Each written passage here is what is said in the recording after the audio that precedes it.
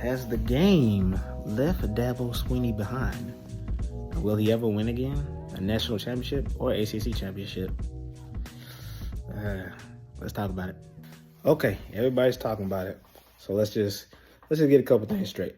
Has the game left Dabo Swinney? We're talking about the Clemson Tigers. We're talking about ACC football. We're talking about winning championships. Another Clemson championship, ACC acronym.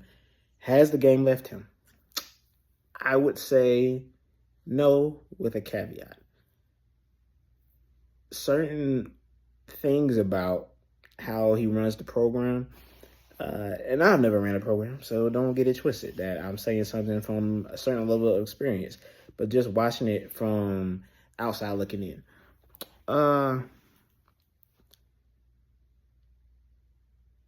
It's still an old school approach that I think a lot of players still respect. Like, I'm going to bring you into my program, right? And not only am I going to bring you in, we're going to develop you over this time, and you're going to get better, and we're going to get better because of it, and all the fruit and the labor of that is going to show. That's not the complete landscape of college football nowadays. Nowadays, we got NIL, you got the transfer portal. You have all these different avenues to acquire talent. I would believe he would probably say young men, to grow them and mature them and to make them into the players and the people that they'll ultimately be after the game has come and gone. So to say the game has left him, I feel like the game has evolved and he has maybe say a certain level of principle. Now, that's not to say that they didn't try to get people in the portal, because he has. But is what he's selling something that they're buying? I think that is a part of the conversation as well. I feel like the people are trying to bury Coach like he's done something so egregious. But you got to be careful with that as well, because when you set a standard, as he has, it creates a new narrative and expectation that we're going to compete every year for a national championship. We're going to be in the conversation every year for a national. We're going to make the playoffs. And when you lose the way you lost to Georgia, much like how when people used to lose to Alabama, it's not a fair assessment because certain teams are just on certain levels. However, if you watch the game, that game was close. 6-3 at halftime. Matter of fact, ain't been an offensive touchdown in the last 6 quarters before the second half between those two as they played. Clemson is doing something right. What they haven't been able to get right, in my estimation and my observation over the years, is the creativity of the offense to just get the ball in the playmakers' hands. They went away from the bubble screen action a little while ago because teams it was like when you start to run the same plays all the time, run a script, the book is out on you. And it's like, okay, we got to switch this up a little bit. But the pre-snap motion,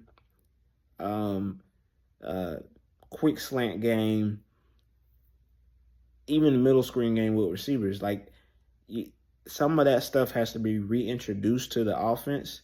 And if you, Clemson fan, first and foremost, let me get that out the way.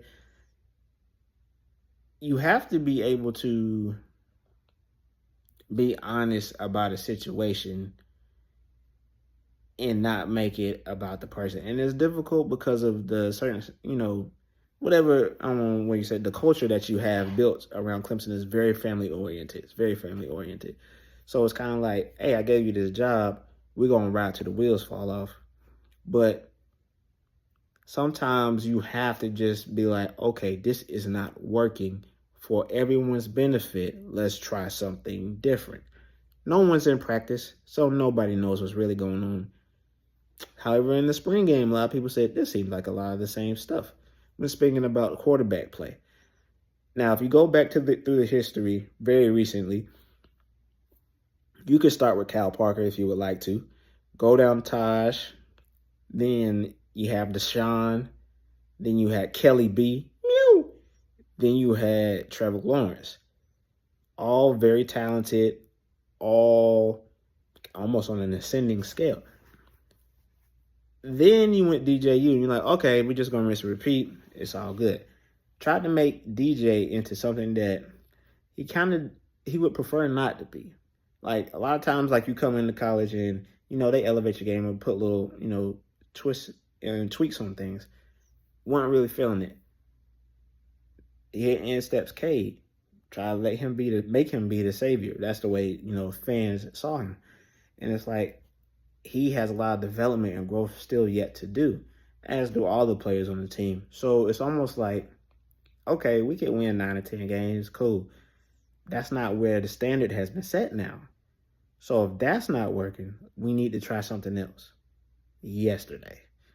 So people going to start calling for the backup, with an S, backups, because I'm not sure what Trent's up to, but he was looking pretty good in the spring game as well.